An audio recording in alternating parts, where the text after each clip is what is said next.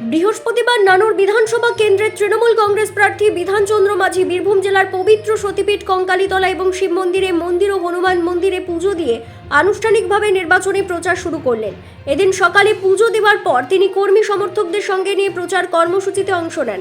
পরে সাংবাদিকদের মুখোমুখি হয়ে বিধানচন্দ্র মাঝি বলেন, তৃণমূল কংগ্রেসের সারা বছরই মানুষের পাশে থাকে, তবে আজ থেকে আনুষ্ঠানিকভাবে ভোটের প্রচার শুরু হলো। তিনি আরও জানান, 2024 সালের লোকসভা নির্বাচনে বিরোধীদের সঙ্গে যে ব্যবধান তৈরি হয়েছিল তার থেকেও বেশি ব্যবধানে জয়ের ব্যাপারে তিনি আশাবাদী। তিনি দাবি করেন, উন্নয়নের ভিত্তিতেই মানুষ আবারও তৃণমূল কংগ্রেসকে সমর্থন করবেন এবং নানুর বিধানসভায় 1 লক্ষের বেশি ভোটে জয়ের লক্ষ্য নিয়ে প্রচার শুরু হয়েছে।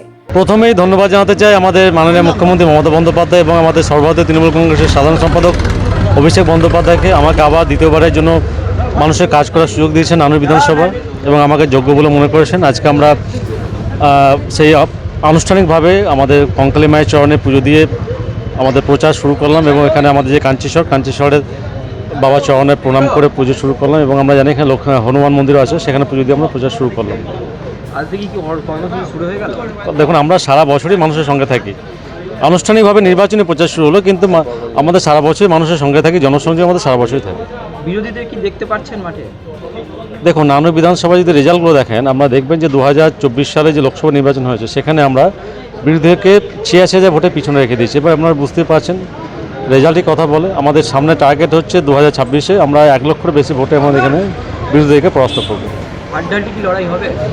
আমি তো বললাম 1 লক্ষ ভোটে জিতলে হাড্ডাহাড্ডি করে থাকলো। সাধারণ মানুষ আমাদের তৃণমূল কংগ্রেসের সঙ্গে আছে, আর এসআইআর করে বিজেপি মানুষের কাছে দাঁড়াবার মতো জায়গায় নেই। এরপর কোথায় যাচ্ছে? এরপর আমরা নানুরে যাব, নানুরে আমাদের একটা কর্মসূচি আছে। বীরভূম থেকে অনির্বাণ পাজার রিপোর্ট, বিগ নিউজ বাংলা।